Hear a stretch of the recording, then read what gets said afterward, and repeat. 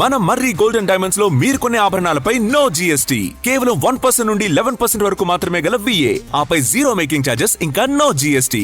మర్రి golden diamonds. Supreme leader Ayatollah Khamenei హత్యకు Iran ప్రతీకార జ్వాలతో రగిలిపోతోంది.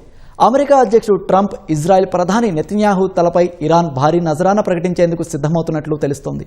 వారిని అంతమొందిస్తే ఏకంగా 560 కోట్ల రివార్డు ఇస్తామంటూ ఓ బిల్లును ఇరాన్ పార్లమెంట్లో ప్రవేశపెట్టనున్నట్లు సమాచారం.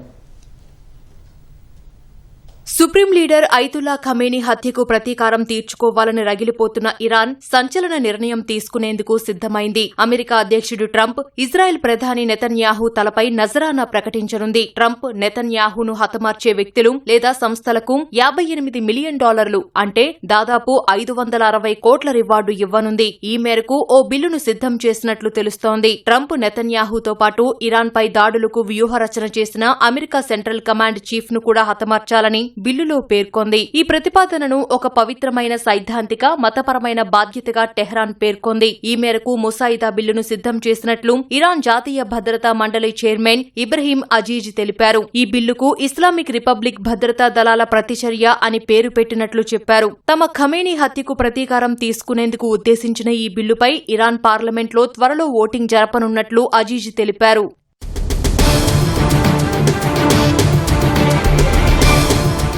టెహ్రాన్లోని అధికారిక నివాసంలో ముఖ్య అనుచరులతో సమావేశమైన వేళ అమెరికా, ఇజ్రాయెల్ జరిపిన సంయుక్త దాడిలో ఇరాన్ సుప్రీం లీడర్ ఖమేనీ మృతి చెందారు. ఇంకా ఆయన కుమార్తె, అల్లుడు, మనవరాలతో పాటు ఇరాన్ రక్షణ మంత్రి, భద్రతా దళాల కమాండర్లు కూడా హతమయ్యారు. ఖమేనీ హత్యలో నెతన్యాహు కీలక పాత్ర పోషించారని, ఆయన ఒత్తిడితోనే ట్రంప్ ఈ దాడికి అనుమతించినట్లు అంతర్జాతీయ మీడియా కథనాలు పేర్కొన్నాయి. కాగా ఇరాన్ తనను హత్య చేసేందుకు ప్రయత్నిస్తోందని ట్రంప్ ఎప్పటినుంచో ఆరోపిస్తున్నారు. ఒకవేళ తనపై దాడి చేస్తే అమెరికా సైన్యం ఇరాన్ను భూమిపై లేకుండా చేస్తుందని ట్రంప్ హెచ్చరించారు.